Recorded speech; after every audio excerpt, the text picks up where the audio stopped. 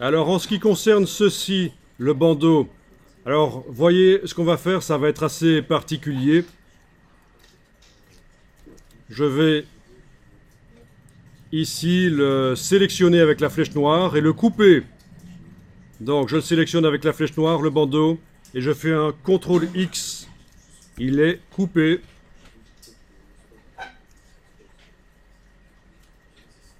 Et je vais aller le coller dans le master. Je double-clique. Et je vais le coller. Alors si on colle CTRL V, il se met au centre. J'annule. Je vais le mettre au même endroit qu'il se trouvait quand je l'ai coupé. Edit, Paste in Place. Et non pas simplement Paste. Paste in Place, ça le remet là où il était, sur la page 1. Voyez? Donc, je récapépète en allant en arrière, là. J'ai sur la page 1 le bandeau, je le sélectionne avec la flèche noire, je fais CTRL X. Je vais double-cliquer sur le A-Master et le coller au même endroit qu'il était sur la page 1 en faisant Edit, Paste in Place. Et voilà. Résultat, vu que toutes les pages utilisent le gabarit A, eh bien en fait toutes les pages ont maintenant ce bandeau qui apparaît sur la gauche. D'accord? Donc ça c'est pratique. Et alors, c'est pratique parce que ça permet aussi de marquer un document, les différentes parties d'un document. Je pourrais avoir un document, les 3 premières pages qui sont consacrées au lézard et les 3 pages suivantes qui sont consacrées aux singes. D'accord? Eh bien, on va voir comment faire parce que ça permet de gagner du temps. C'est vrai que c'est un peu technique, ça demande un peu d'apprentissage, mais qu'est-ce que ça fait gagner de temps après? C'est intéressant. Ok, regardez ça. Allez-y. Menu de la palette de pages. New Master, nouveau gabarit. Donc pour l'instant, on n'a qu'un seul gabarit. Il s'appelle A. Je fais New Master. Il s'appelle B. Quelle surprise. Et alors, je vais dire, tiens, il va être créé d'après le Master A. Donc on fait du parentage de gabarit, mais c'est pas très compliqué, vous allez voir, et ça fait gagner pas mal de temps.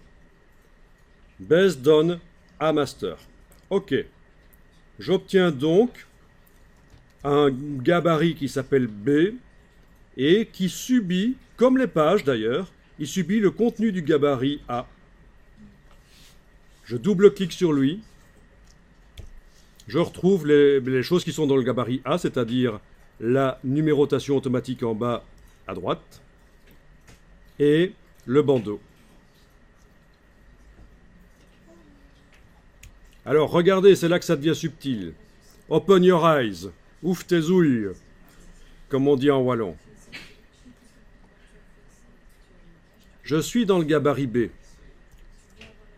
J'ai un bandeau là qui vient du gabarit A. Et je voudrais le modifier. Je voudrais que la police de caractère et la taille du caractère soient le même, mais la couleur de fond doit être du vert à la place de brun, et le texte doit être monkey à la place de lézard. Et j'arrive pas à sélectionner, parce que ça vient du gabarit A.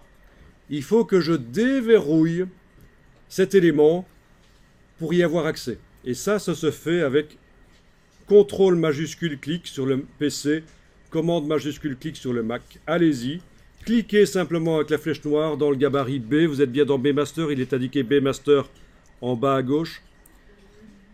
Vous faites un CTRL majuscule clic sur le bloc et il devient accessible. Il vient toujours du gabarit A, mais au moins on sait le modifier.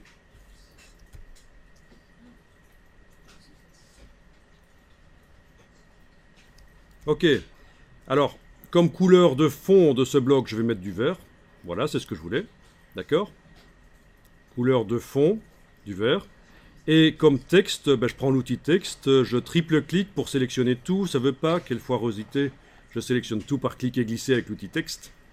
Et je vais taper monkey, monkeys, voilà. Et voilà. J'ai donc un gabarit B qui contient une variante de l'objet de gabarit A.